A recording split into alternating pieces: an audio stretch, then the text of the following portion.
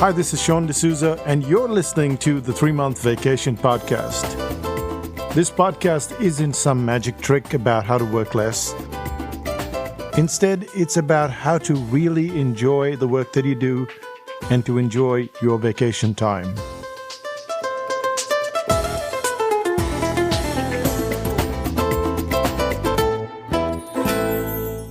Hi, I'm Sean, and you're listening to the 3-Month Vacation.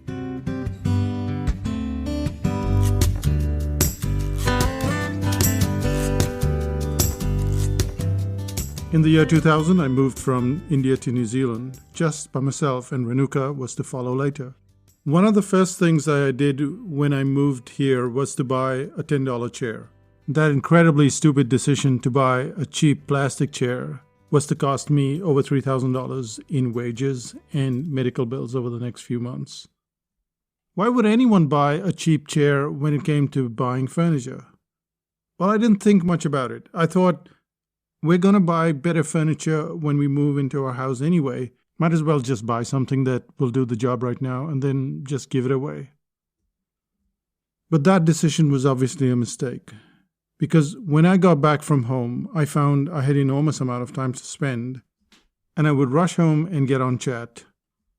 I'd spend an hour chatting with Renuka, then some other friends would jump on, and before I knew it, I would spend 3-4 hours hunched over their chair, that cheap plastic chair, typing away.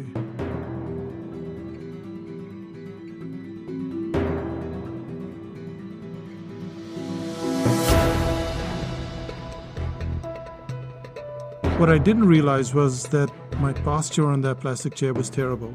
At first, I felt some pain in my forearms, and then a week or so it went to my shoulders, but I assumed it was just an inconvenience and that it would go away. However, by the time Renuka showed up a month later, it was a full-blown crisis. My arms would be tingling during the day. I couldn't sleep at night. My fingers were always cold and hurting. Yes, I had a real problem, and someone suggested that I go and see a physiotherapist. That physiotherapist worked with me and improved my situation quite a bit. He even suggested that I use an interesting Swedish method, and this involved taking your fingers and your feet, the extremities of your body, and then dunking them into very hot water and then freezing cold water and then back to hot water and cold water, and that would bring some sort of relief. But I was still feeling enormous pain and anxiety. I was in so much pain that I was afraid to open doors, just the front door or the garage door, or do anything that involved my fingers. And then, one day, the physiotherapist said that he could do no more. But I still hadn't had a resolution.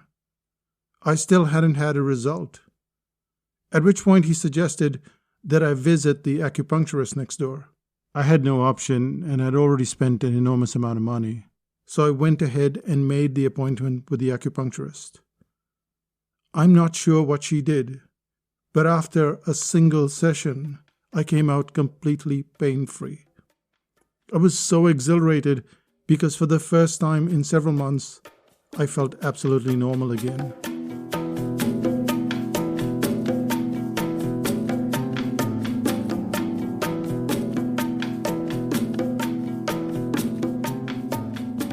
I had the experience of getting a result.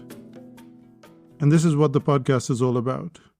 It's about results versus just anything else that you're promising. Results matter more than anything else. But why am I telling you this? You already know what results are. You already know that a result should exist. And yet, that's not what we do whenever we are promising a product or a service. We don't focus as much as we should on the result. And bear with me, because even though this is an obvious kind of situation where you know what the result is supposed to be, there is something deeper about results. There is something that I think will change by the time you finish this podcast. Yes, you'll get a result.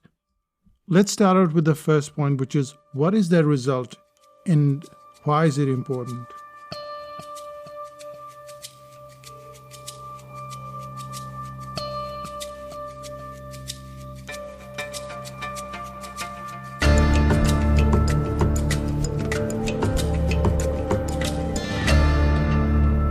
When you're obsessed with something like photography, you often have invitations to meetups. This is when a group of people show up, have some coffee, and then do some kind of activity that involves photographs. It was a rainy day, it was windy, and it's winter here in New Zealand. But still a large number of photographers showed up for this event. And then they were given an assignment. They had to go out in the street and take photographs of things that looked like letters. And the moment I heard the assignment, I'd zoned out. I couldn't see the point of just taking pictures. I sat down with the person who was conducting the event and asked him, what result did you hope to achieve? What happens when they come back with the pictures? And he was confused. They're just out there to take some pictures and we'll give them some prizes, he said to me. But what was the result? He couldn't answer that question, and he's not alone. Whenever you go for lots of these events, sometimes they're 2 days and 3 days, there are photographers that walk around with their cameras and they're told to go and take some pictures. And when they come back, they look at the pictures, they comment on the pictures, but there is no predefined result. And when you don't have a predefined result, it is much harder to sell something, whether it be a service or a product, because you don't know where you're going and the client doesn't know when they've reached, when they've arrived. It's like getting into a car and just driving aimlessly and hoping that something will happen, that you'll reach somewhere. So the first thing we have to consider is, what is our result?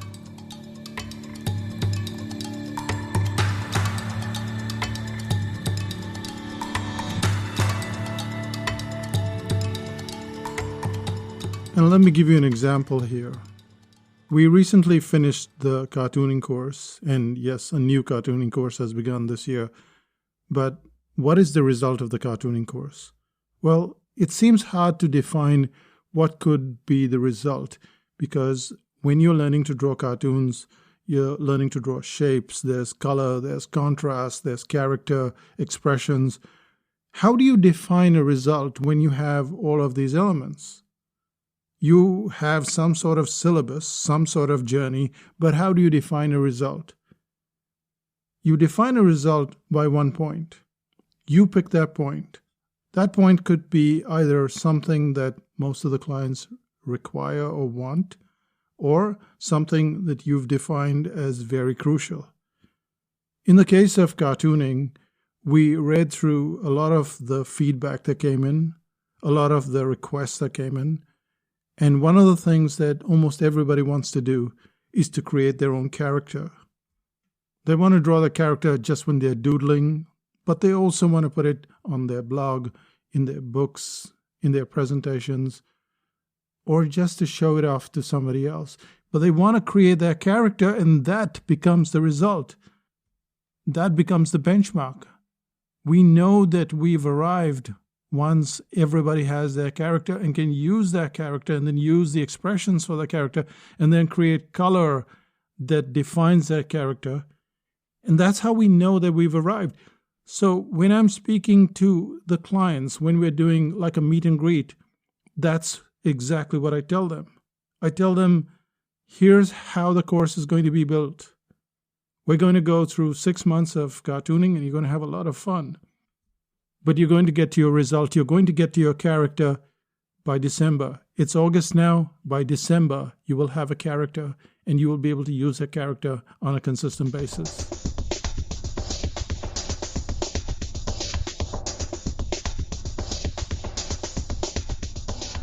And immediately, everybody knows that they're in a safe space. They know that they set out on a journey and they're going to reach that journey. And that is not necessarily how most things are created.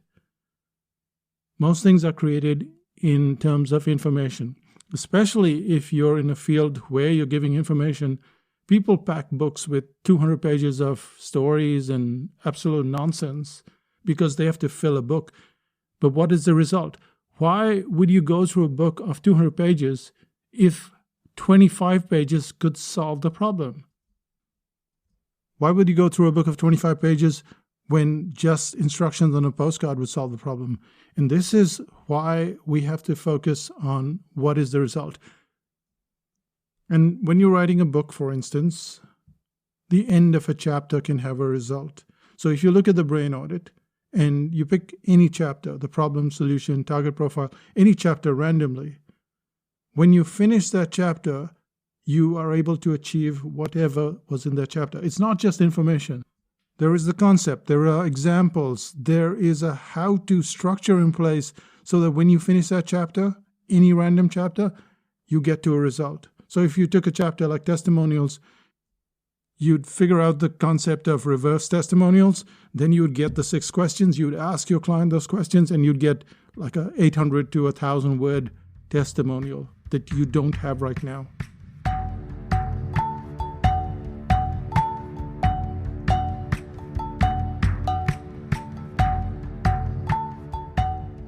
As you figured, this information doesn't apply just to products like info products.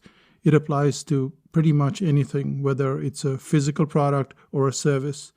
Say you're a web designer or a copywriter. There are results that you can't promise. You can't say that because this website has been built, you'll get increased traffic by 20%, or if you're writing some copy, you can't guarantee sales.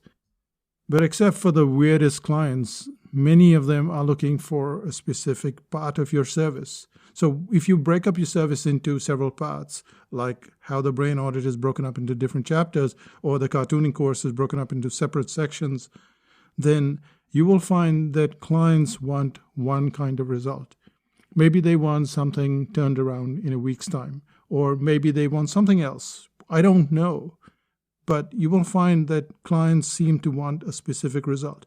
And if you tell them in advance, this is the result, you are creating that benchmark for them.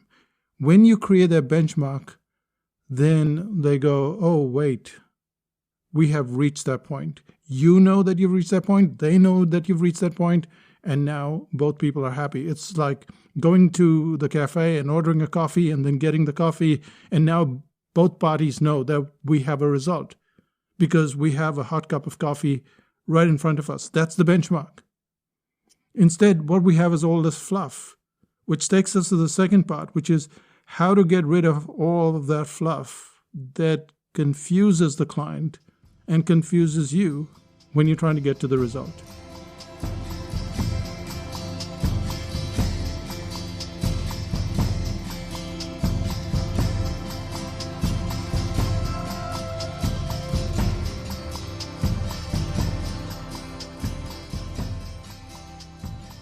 Just a few minutes ago, we talked about the cartooning course. And in that cartooning course, there's shapes, contrast, color, expressions, character. And you noticed that we dropped everything but one thing, which is the character. This is how you have to go about creating any kind of service, any product, just about anything. Everything that we sell has many components, but clients are generally looking for one result. And what we have to do is we have to get rid of everything else. When I say get rid of everything else, it doesn't mean that you are throwing it out completely. What it means is that you're putting the spotlight on one thing, that becomes a benchmark. And at the point of being repetitive, it is very crucial that you have that one thing. And then you can talk about the other things, but as bullet points. So you see them as the main actor and then the supporting cast. But people generally are not interested in the supporting cast. They're fine to have them there. They're important. And the mistake that most of us make and continue making is that we talk about everything and people are not interested in everything. They're only interested in that one thing, that one result.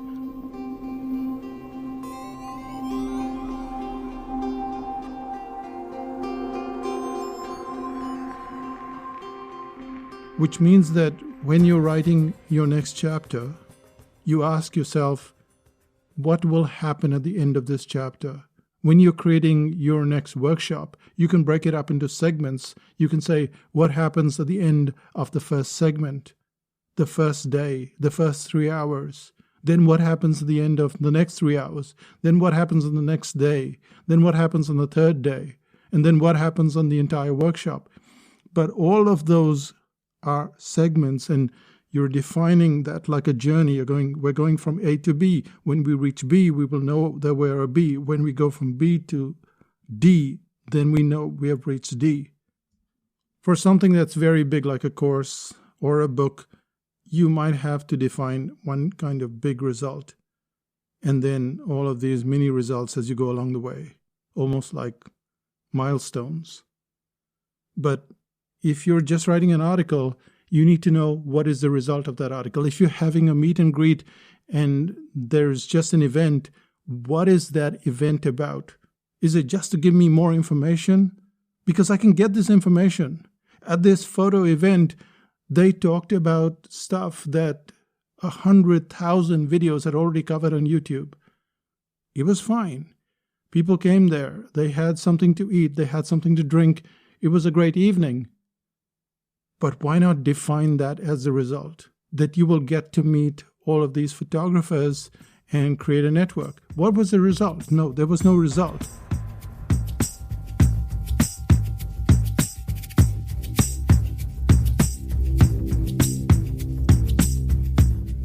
And I know I've said the word result 700 times already on this podcast, but this is the reason why we have clients coming back over and over again.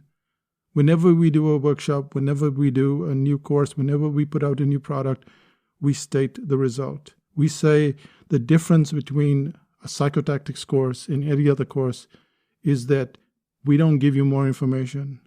We guarantee a skill, and that skill is the result. And this brings us to the end of the second part. We looked at the first part where we had defining the result. The second part where there are many points and you need to have like a main result and a supporting cast, especially if you've got a big event like a workshop or something big. If it's smaller, it's much easier to define. This takes us to the third part, which is how quickly can you get the result across?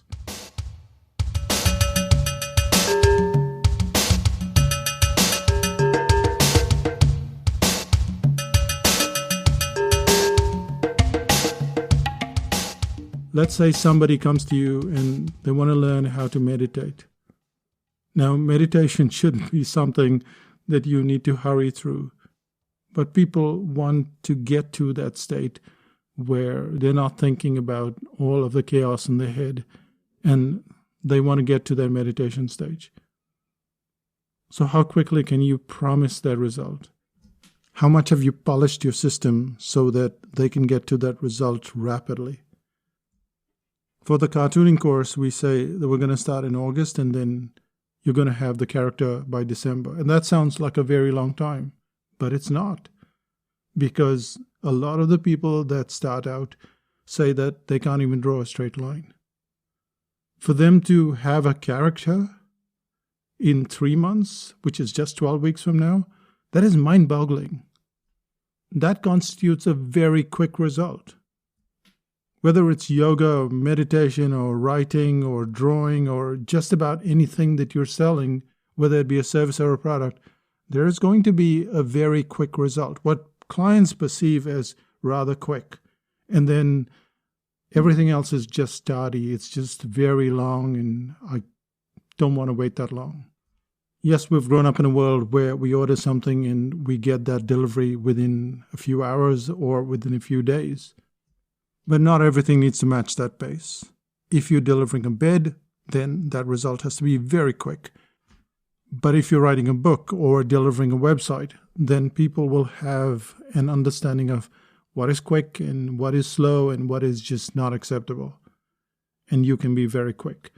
Focusing on how you can reduce the amount of time becomes utterly crucial. It is a competitive advantage that nobody can match.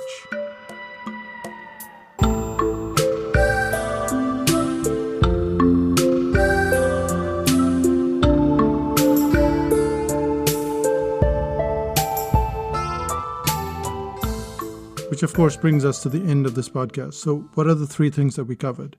The first thing is results versus information, or results versus all this blah, blah, blah that people talk about. You want to be very clear about the result.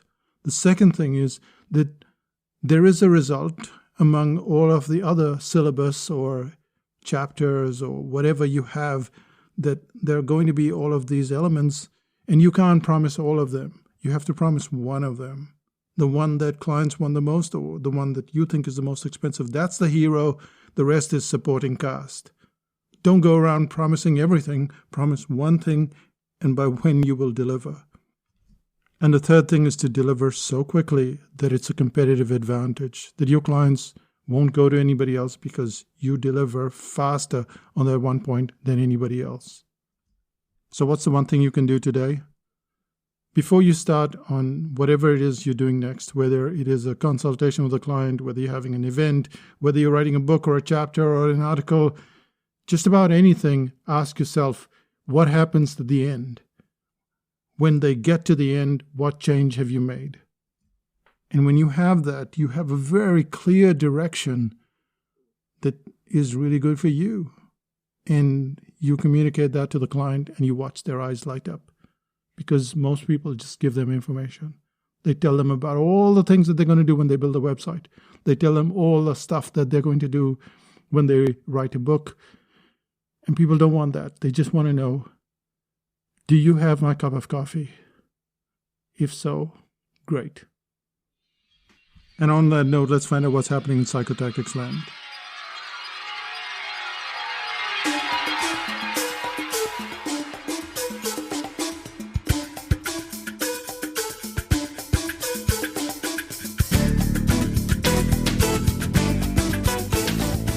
On November the 2nd, we're going to launch the book, Suddenly Talented. We did a very soft launch with a group in WhatsApp.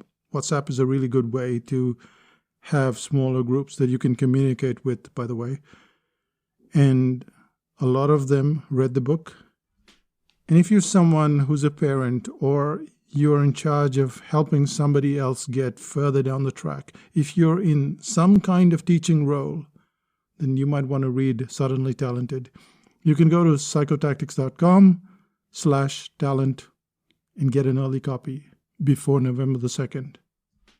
And that's it from Psychotactics Land. Thanks for listening. And if you enjoyed this, pass it on to somebody else, especially somebody who you know should be getting results but is not doing so. Send this audio and there'll be a transcript as well on the website. I'll say bye for now. Bye-bye.